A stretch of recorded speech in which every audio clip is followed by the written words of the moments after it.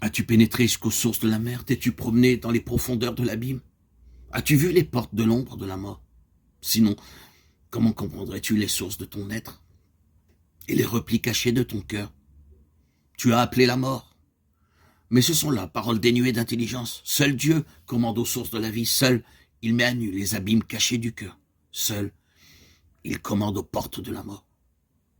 As-tu embrassé du regard les mesures de la terre et le chemin qui conduit au séjour de la lumière? Et les ténèbres, où ont-elles leur demeure? Parle, Job. Si tu sais toutes ces choses, dit Dieu, parle. Et s'il ne peut répondre sur aucune, comment comprendrait-il de quelle manière il doit être conduit vers celui qui est la lumière même, la source de toute lumière, pour tous ses racheter? Es-tu parvenu jusqu'au trésor de neige et de grêle que je tiens en réserve pour les temps de détresse, pour les jours de guerre et de bataille? Job avait parlé du combat que l'homme doit soutenir ici-bas. Soupçonnait-il quelque chose de la guerre qui se poursuit dans les lieux célestes entre Michel et ses anges et le diable et ses anges? Guerre dont il est question dans l'Apocalypse. Y a-t-il ici une illusion à ce combat dans les lieux célestes? Le vent impétueux, la tempête, la flamme dévorante, l'éclair, la grêle font partie de l'arsenal du Tout-Puissant. Le prophète Daniel annonce un temps de détresse comme il n'y en a encore jamais eu ici-bas. Alors l'Éternel saisira dans son arsenal les armes de son indignation. Puisque tout est à la disposition de Dieu et que ses ressources sont infinies, mieux vaut lui remettre sa cause. Bien mieux que Job, il peut faire reculer l'adversaire, l'accusateur. La lumière, le vent d'est, l'éclair, la pluie, la rosée, la glace, le gel, tout cela est aux ordres du Créateur.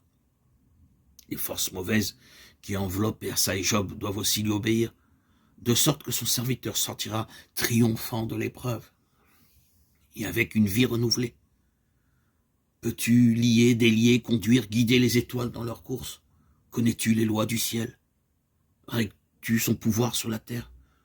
Peux-tu lancer des éclairs, commander aux nuées, déverser les outres des cieux qui font ruisseler la poussière et se coller ensemble les mottes de la terre?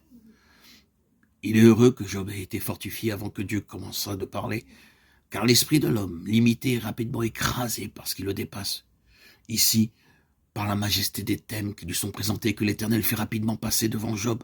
Lui seul, le souverain des cieux et de la terre, pouvait en dresser, se saisissant sommaire, et comme en dérouler les tableaux devant son serviteur accablé par les merveilles de l'éternelle sagesse et de l'absolue puissance. Chasses-tu la proie pour la lionne et apaises-tu la faim des lionceaux? Qui prépare au corbeau sa pâture quand ses petits crient vers Dieu? Des espaces infinis de leurs secrets, de leurs mystères, voici Job ramené sur terre. Qui songe aux besoins des animaux? Dieu les a-t-il créés pour les abandonner? Certes pas. Il leur a donné à chacun son instinct particulier et son besoin de nourriture auquel il pourvoit aussi.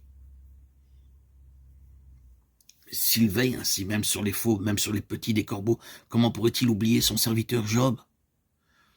Certainement, il a entendu ses cris et les besoins de son âme seront satisfaits. Est-ce que l'instinct même de toutes les créatures ne les pousse pas à pourvoir aux besoins de leurs petits? Combien plus encore? Celui qui a créé l'instinct, combien plus le cœur de Dieu répond-il à l'homme créé à son image, à l'homme qui le craint et crie vers lui.